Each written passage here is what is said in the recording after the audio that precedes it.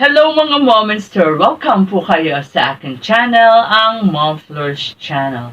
For today's video, pag-usapan po natin ang naging desisyon ni Papa Dins. Papa Dins po, pakisuportahan po Papa Dins TV, ang mabait at gwapo at lalong gumagwapong anak ni Ka-Business. Ayan, walang halong bola po. Papi, gumagwapo kang lalo ah. So, iba na talaga ang alagang Vandara. So, ayan na nga po pag-usapan po natin yan. Pero bago muna, syempre, ang pag-uusap tungkol sa naging desisyon ni Papa Dins, syempre po, patuloy po ninyong supportahan Ka-Business Official, eto nga po, Papa Dins TV, Ka-Business Family, mga kagwangs, mga kasamang co-reactors, at ang mga vloggers na kaibigan ni Ka-Business at ni Papa Dins. Andyan po, no? Nakita na po ninyo sa screen ang aming mga channel. At kung hindi pa po kayo nakaka-subscribe sa aking munting channel, paki-subscribe po at paki-like naman po kung inyo pong naibigan ang ating kwentuhan sa araw na ito. Maraming pong salamat. So ito na nga po pag-usapan natin yung naging desisyon ni Papa Dins na magsuspinde. Nagsuspindi po siya sa dalawa sa kanyang mga kasag. Kasi tatlo po yung kasag niya, di ba? Si Tangkad, si Cyclops, at saka si Kenneth, no? So, sinuspindi niya po si Kenneth o yung kilala natin sa tawag na Medyo, tsaka si Cyclops na eto nga naging binansagana nila ngayon ng Taran. So sinuspindi po sila sa kadahilan ng may mga nagawa silang hindi ayon sabihin natin sa pamantayan ng ka-business. Actually, nung una ayaw munang sabihin ni Papa Dins ang dahilan ng pagsususpindi sa dalawa. Gawa ng medyo maselan nga raw at hindi na raw dapat pang pag-usapan sa vlog. Ito pong pagsususpindi ni Papa Dins sa dalawa ay napilitan niyang i-vlog para, pabor naman ako doon kasi, syempre, magtatanong ng mga magtatanong ng mga viewers kung bakit o hahanapin nila asan si Cyclops, asan si Kenneth, diba? Tanong lang ang tanong yan. At karapatan ng mga viewers ni Papa Dins o subscribers ni Papa Dins na malaman, ang dahilan kung ba't wala sila sa vlog ni Papa Dins o Ka-Business. So, dyan nga, sinabi niya na sinuspindi nga niya yung dalawa. So, ang nangyari, ilang araw ba yung pagitan? Isa o dalawang araw ang pagitan, no? Muli na naman pong nag-upload si Papa Dins. And this time, nakakalungkot na balita na itong araw si Kenneth ay nag-PM sa kanya, nag-chat sa kanya, saying na hindi na siya papasok. So, sinabi naman niya, sinabi ni Papa Dins, nag-usap siya, bakit, ganyan. But, hindi naman naging, hindi naman sumagot si Kenneth. Sa halip, siya ay nag-leave sa GC. Pero binalik naman daw ni Boss Dave. So, sinasabi niya na kung gusto mo pang bumalik ka. So, ang aking, ang aking gustong tumbukin dyan, ay yung mga sinasabi ng mga, dito kasi sa vlog na ito, itong latest vlog ni Papa Dins, itong majority kasi ng mga nagko-komento, ay nagsasabi na, unfair daw, dapat daw hindi muna sinuspinde, dapat daw kinausap, dapat daw winarningan, dapat daw hindi bilinag. So, ang dami, majority puro hindi muna dapat sinuspinde, ba't agad-agad sinuspinde, baguhan pa lang yan, bakit si ganyan, bakit si ganito. Ayan, nandiyan na yung mga pagkukumpara, no? So, ako ang sa akin, dun sa mga nagsasabing dapat daw sinabihan muna, dapat winarningan muna, bakit dapat daw 3 beses muna. Actually, siguro yung mga nagsasabi niyan, hindi nila napanood yung vlog na yan, yan, pinapakita ko sa inyo dyan sa screen. Yung vlog na yan ni Papa Dins, bago siya nagsalita na sinuspindi niya yung dalawa, sinabi niya dyan na pinagsabihan na, di ba? Ilang beses na pinagsabihan, winarningan, pero ganun at ganun pa rin ang ginagawa. So, kaya minabuti na nga ni Papa Dins na magsuspindi na at mayroon na ngang nasabi pa si Ka-Business tungkol dito, sa dalawang ito. So, ano ba yung pinag-ugatan o bakit ba nasuspinde, no? Bakit nga kay Papa Nins, bagamat ayaw niya nga sabihin ito, pero napilitan na nga siya dahil nga sa sinasabi ng mga viewers na karapatan nilang malaman. So, itong si Kenneth, kaya sinuspinde ay dahil di umano sa hindi niya na ibibigay yung kanyang, sabihin na natin 100% ng performance o may kakulangan. Nakukulangan sila, hindi niya binibigay yung best niya. So, ayun ang dahilan ng pagsususpinde. Si Cyclops naman, eto kay Cyclops medyo mas mas parang mas matindi kasi nakasagot siya o nakapangatwiran siguro kay ka-business. Ito yung may kinalaman doon sa pagbibigay ng sponsor ng mas marami sa kanya. Siguro, hula ko lang naman to, no? Siguro parang parang siyempre, alam mo naman yan si ka-business, pag ayaw ng mayroong wala, gusto niya hanggat maaari meron. Siguro sinasabihan niya si Cyclops na i-share your blessings. Baka ganun lang, no? So, hula ko lang naman po yun. Kasi sabi ni Papa Dis, dahil nga raw doon sa mas maraming natanggap si Cyclops. And yun nga raw, nasagot nga raw si ka-business, no?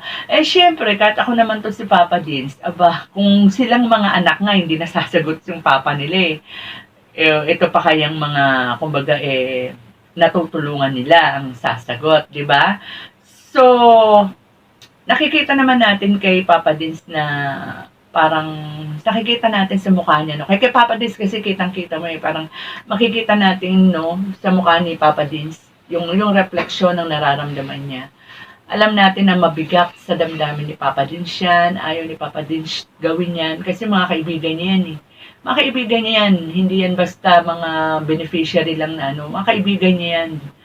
So, kita natin ang lungkot at pinagdidiinan naman niya na sa ka-business, walang tinatanggal, no?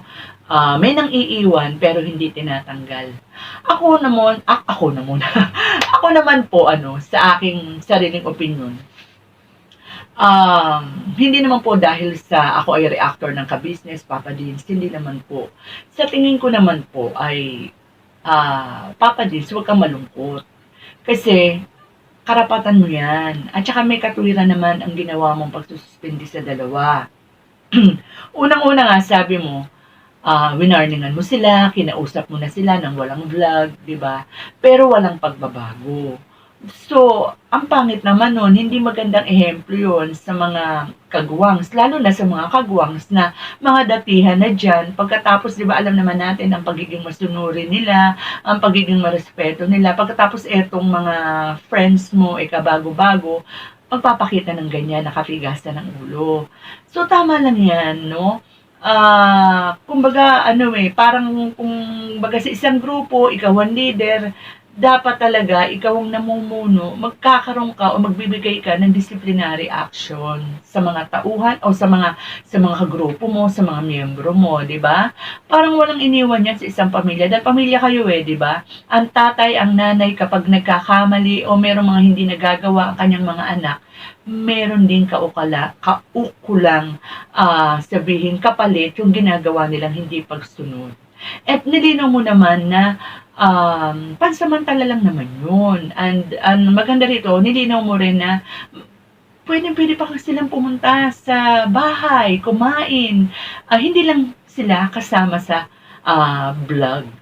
Kasi nga, yun nga, para ma-realize din nila siguro. Kasi hanggat wala kang ginagawang action dyan, baka paulit-ulit, patuloy, ganun pa rin. Si Kenneth, ayaw ilabas yung kanyang, sabihin nating, nalalaman, o sabihin ng yung sinasabi ng mga comment dyan, baka nahihiya pa si Kenneth dahil bago. I think hindi na siya bago, matagal-tagal na rin, di ba? So, ambag-ambag din ng kakayahan pag may time or skills, talent, knowledge. Kasi isang grupo kayo dyan Pag, kumbaga, ang success ni Papa Dins at saka ni ka-business ay success niyong lahat yan. Di ba, ang pagbaba, ang kabiguan ng ka-business ay kabiguan yung lahat. Damay-damay kayo dyan. Kaya dapat tulong-tulong kayo. Kasi nakikita naman natin kung ano ang natatamong tagumpay ng ka-business ni Papa Dins ay binibigay o binabahagi din naman sa inyong lahat. No? So, doon naman sa mga nanghusga kay Papa Dins, pakibalikan at pakipanoorin pong mabuti kung saan sinabi ni Papa Dins na walang pam-vlog. Sinasabihan na sila, winawarningan na sila, pero tingnan nyo, ganyan pa rin ang ginawa. And worse, ito nga si Cyclops, ayun, nagawa pa niyang sumagot kay ka-business. And besides, sabi nga ni Papa Dins, kahit na wala sa ibaba si ka-business, alam niya ang ginagawa ng bawat isa. No? So, yun lang. Sana naman ay maunawaan naman natin si Papa Dins bilang namumuno sa kasag at talagang, kumbaga, responsibilidad niya yan kay ka-business dahil siya ang mga kumuha dyan. At hindi lang yun. Mga kaibigan niya yan. Kaya nga baka mamaya may masabi kung hindi niya didisiplinahin. Di ba? May masabi ang mga kagwangs. Ano yung porke kaibigan niya?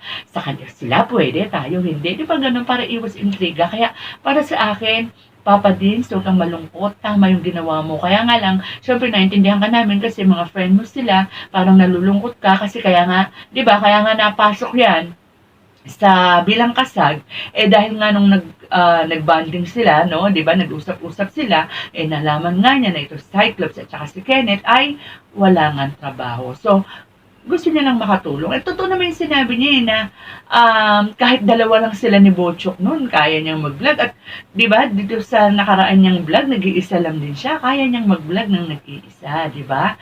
So, kumbaga, tulong talaga.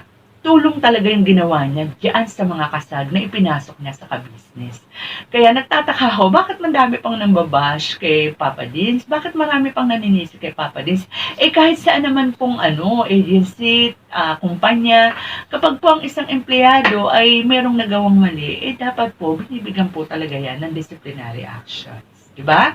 Napakaliit lang naman yun no? Yung sasabihin ninyong napahiya sila, hindi pa nga po naka-vlog, sinasabihan na sila At kaya naman po na-vlog to, na isususpindi sila, is para naman po sa mga subscribers and viewers. At napakaganda naman po nung pagkakasabi ni Papa Dins. So, wala naman po dapat ikahiya si Kenneth at saka si Cyclops. So, ayan na po mga ka-business, hanggang dito na lang po muna ang ating kwentuhan. Pero bago po pala yan, nakalimutan ko, no?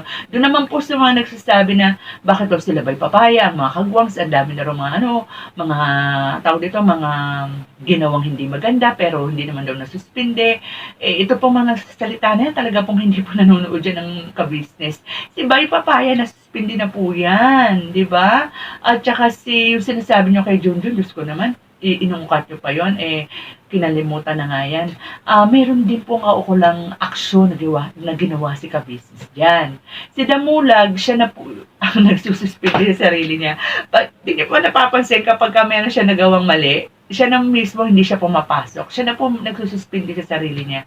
Kumbaga siya na po yung nagpaparusa sa sarili niya.